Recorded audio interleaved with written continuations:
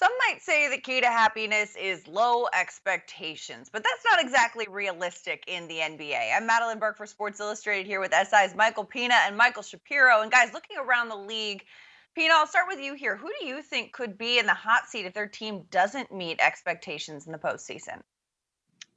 Well, there have been multiple reports that Terry Stotts in Portland is likely making his last stand as their head coach right now. And it's a complicated situation.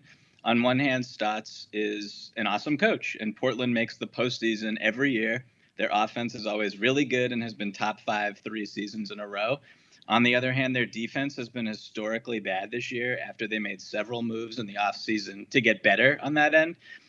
This isn't all Stotts' fault, but when you consider Portland's payroll, Damian Lillard's age and contract, and the fact that they might have to compete in the play-in and could miss the playoffs altogether, it makes sense for there to be rumblings about a coaching change when the same coach has been there since 2013 and only been out of the second round one time.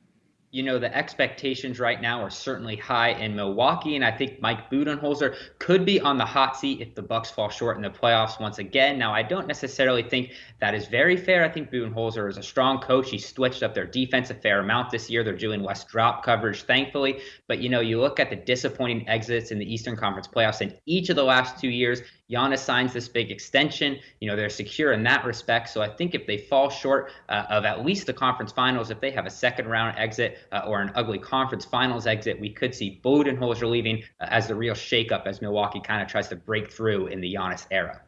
Yeah, I mean that's exactly the point that I was making as well. Is that the Bucks have the league's best winning percentage over the course of Budenholzer's 3 seasons as head coach, but regular season success only means so much. And I mean, to the point of the Blazers and Terry Stotts, they are a team that perennially gets to the postseason but doesn't do much there. And despite having two-time MVP Giannis Antetokounmpo in the prime of his career, the Bucks have kind of flamed out early or earlier than expected in the postseason. In 2019, lost in the conference finals. In 2020, they were upset by the Heat in the conference semifinals. And, granted, this group is at the beginning of its window, but if this team, as constructed, can't make it to a finals, let alone win a championship at this point, yes, 3 years is a small window, but I would anticipate that the Bucks are going to start making some considerations into making a change because they want to avoid getting too deep like the Blazers and wasting the prime of Giannis's career in a series of almosts and not quites.